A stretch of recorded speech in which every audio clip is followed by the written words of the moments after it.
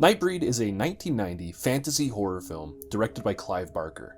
If that name sounds familiar to you, it's because Clive Barker is the same guy behind quite a few horror stories, including the Hellraiser movies as well as the Books of Blood short story collection. He's clearly an expert of the horror genre, and Nightbreed is proof that he can go beyond the scope of most horror stories to show his real mastery of his art. Based off of the 1988 novella titled Cabal, Nightbreed gives us a unique and fantastical story filled with fascinating characters, absolutely beautiful visuals, and thought-provoking themes.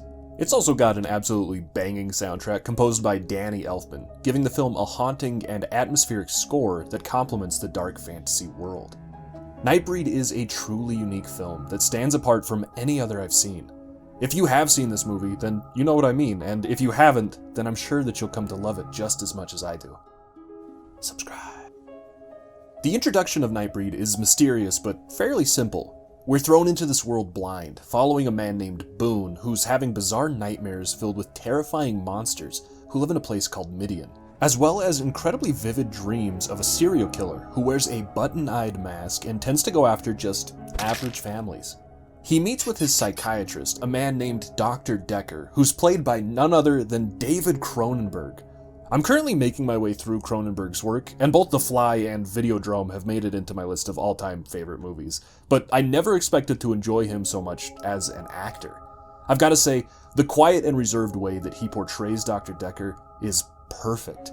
Throughout his conversations, it's clear that Decker has much more going on behind the scenes that Boone isn't aware of, but to what extent isn't clear until much later.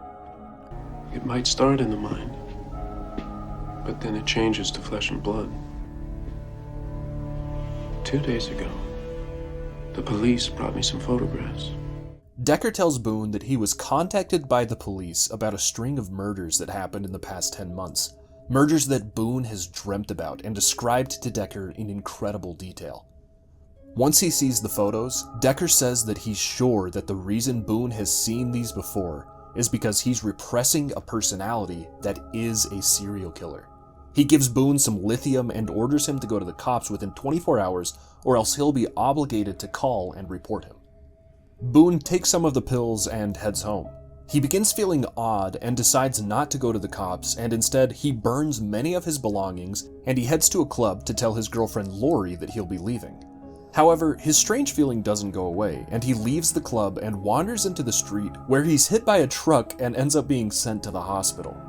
The doctor there says that Boone was having a bad trip and the lithium pills that he was given were somehow replaced by medical-grade hallucinogens.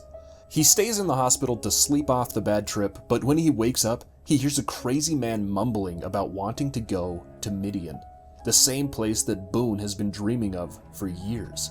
The crazy man's name is Narcissus, and he tells Boone how to get to Midian, but he also believes that Boone is testing him in some way. He promises to reveal his second face in order to pass the test, and then he begins to cut the flesh from around his skull and peel the skin from off of his face. Narcissus ends up dying from his wounds, and Boone flees the hospital and heads to where he hopes he can find Midian. We're about to dive really deep into this story, so hey, spoilers ahead.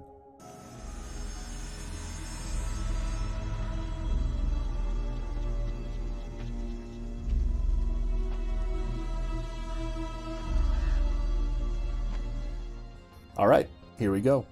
At first, it appears that Midian is nothing but a graveyard, but after a bit of investigating, Boone finds that Midian is actually a monster sanctuary built beneath the graveyard. The monsters who live there are a species of human-like shapeshifters who have a lethal reaction to sunlight and can only go out during the night, so they call themselves the Nightbreed. Boone follows a dog-loving Nightbreed called Onaka, but he ends up being captured by a moon-faced monster named Kinski and a Darth Maul with dreads-looking Nightbreed named Peliquin. Everything's true. God's an astronaut. Oz is over the rainbow. The Midian's where the monsters live. Peliquin bites Boone, but the man is able to fight the Nightbreed off and he runs out of the graveyard. Unfortunately, it's out of the frying pan and into the fire as Boone stumbles upon a full squadron of police that tell him to surrender or they will open fire. Directing the cops is Dr. Decker. He walks towards Boone, and when Boone says that he never killed anyone, Decker says that he knows. He then yells at the cops that Boone has a gun and jumps away, causing all of the policemen to open fire and fill Boone with bullets until he's good and dead. Of course, that's not where this story ends, so after they autopsy Boone's body, it somehow goes missing. Laurie then goes searching for the place where Boone died, hoping to find some answers there, and Dr. Decker listens back to his sessions that he had with Boone for his own research. During the sessions, we hear Boone talk a lot about Midian, and it seems that death is some kind of a necessity to transform into a Nightbreed. But beyond that, his dreams were far too vague for any real kind of answer. We see a now alive Boone enter Midian with Narcissus at his side. He takes a vow to join the Nightbreed and keep their existence a secret before the blood of the eldest Nightbreed is placed on his chest. Are you prepared to be judged by the god? Yes, I am. He is deemed worthy to join their tribe, and it's here that we get to see a lot of the inner workings of Midian and the inhabitants inside. The Nightbreed are all incredibly unique, some of them looking almost human, while others look far more monster than anything they must have resembled in life. Laurie ends up finding a woman who offers to take her to Midian, but the woman waits in the car while Laurie explores the graveyard. She finds an odd creature seemingly hurt next to a mausoleum, and the Nightbreed Rachel calls to her, asking her to pick the creature up and bring her inside. Once she does, the weird little cat thing transforms into Babette, and Laurie's mind gets blown. She follows Rachel down a secret staircase, but she's stopped before she can enter Midian, and is forced to go back up to the surface. When she gets back to her car, Laurie finds blood covering one of the windows and the woman dead and tied to a tree. Dr. Decker steps from the brush and reveals that he was the serial killer all along, and so Laurie's mind is blown again. He chases Laurie throughout the graveyard, saying that by killing her, he'll be able to lure Boone out of hiding so that he can unveil his secrets. Just before he strikes the killing blow, Boone rushes for Midian and stops the evil doctor. I'm dead. I'm the walking dead. They briefly fight, but once Decker flees into the sunlight, Boone has no choice but to let him go. By revealing himself, Boone has broken one of the major rules of Midian, so he's sent to Baphomet for some kind of punishment. Laurie is permitted to enter Midian, giving us another good look at the underground city and its monstrous inhabitants. Despite how different each of the Nightbreed are, there's a clear cohesion to Midian. The underground world seems alive and functioning, although an air of fear seems to permeate from each of the residents as they're frightened of what their revelation to a non-Nightbreed person could mean for their lives. There goes the neighborhood. When Laurie asks why they're so afraid, Babette asks her if she wants to see the history of the Nightbreed. When she touches Laurie's hand, we see a recalling of their entire history. While some of them were killers and truly monstrous, most of the Nightbreed only look like monsters, but prefer to live a peaceful life. Because of how strange they look and how little humanity knew of the Nightbreed, fear ran rampant and the humans began to hunt down and kill every Nightbreed that they could find. This shows that even though the Nightbreed look like scary monsters, they're actually the victims of mass slaughter, and their entire race has dwindled down to only those who live in Midian. Laurie begins searching for Boone and wanders down a hallway filled with creatures called berserkers. These beings are caged Nightbreed who went feral and attack anyone that they see on sight, even other Nightbreeds. She ends up finding Boone inside of Baphomet's chamber. The leader says something to Boone, but we're not sure what that is quite yet. Boone and Laurie exit Baphomet's chamber alive, something that no Nightbreed who has broken a law has ever done before, but they end up free to leave Midian. Meanwhile, Dr. Decker has been up to no good. He's killed a few people, tortured a few of the locals, and gained a bit of information on the Nightbreed and called in the detectives for backup. They go to the local PD and tell them that Boone is loose and alive in their town, but Decker knows where Laurie is staying, so they set a trap for the unsuspecting duo. When Boone and Laurie enter their hotel, Boone smells blood and opens up a room to find some of Decker's victims. The blood sets him off and his Nightbreed face is revealed to Laurie. She runs down the hallway just as a SWAT team enters the building and captures Boone. They throw him into a cell and have a physician check his health, but the man finds that he has no pulse, so he's technically dead. Next door, a priest overhears this and he's intrigued. This character doesn't do a whole lot, but I have to mention him now because he's got a few good moments near the end. Decker tells the sheriff that monsters are roaming around the nearby graveyard, and since Boone is a proven dead man walking, the sheriff believes him and he mounts an assault. Most of the police department and quite a few of the locals arm up and head to the graveyard for some monster hunting. They also grab the priest because they're afraid that the Nightbreed are Satan spawn. As the citizen army leaves the town, Narcissus and Rachel drive through and grab Lori. Together, the three enter the police station, and since there's only a few cops left in the entire town, they're able to free Boone, and they head towards Midian, using a shortcut to get there before most of the destruction happens. The townsfolk get to the graveyard and begin setting explosives near the main mausoleums. Also, the detective finds out that Decker is the actual serial killer, but Decker kills him real quick, so that doesn't really go anywhere.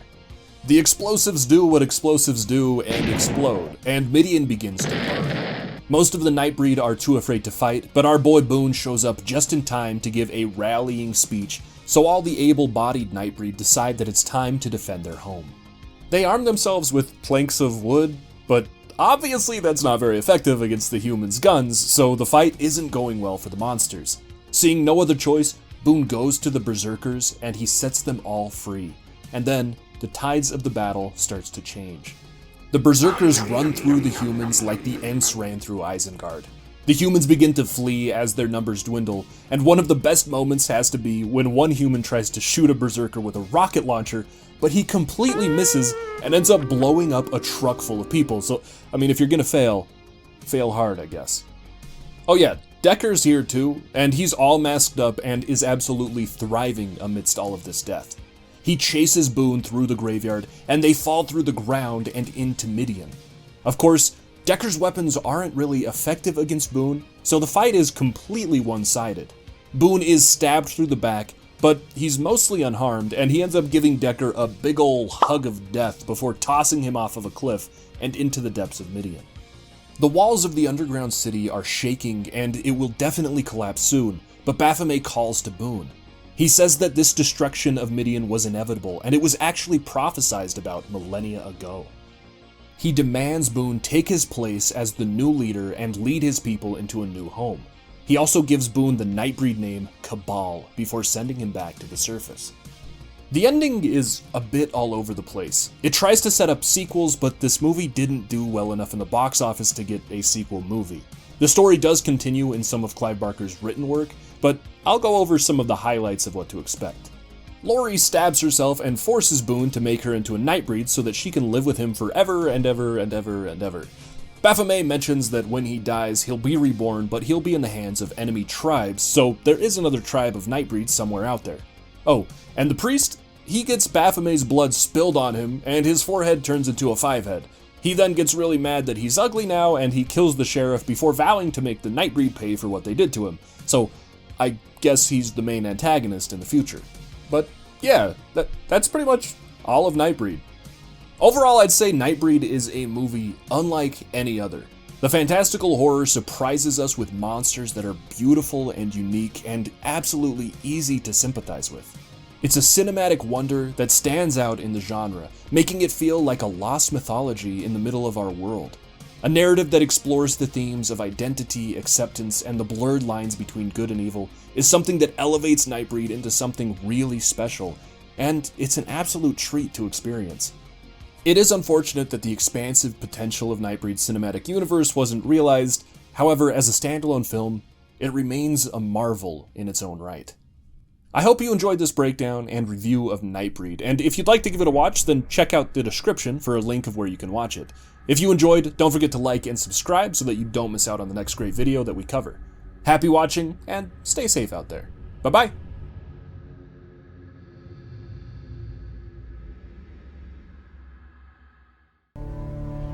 Two days ago, the police brought me some photographs.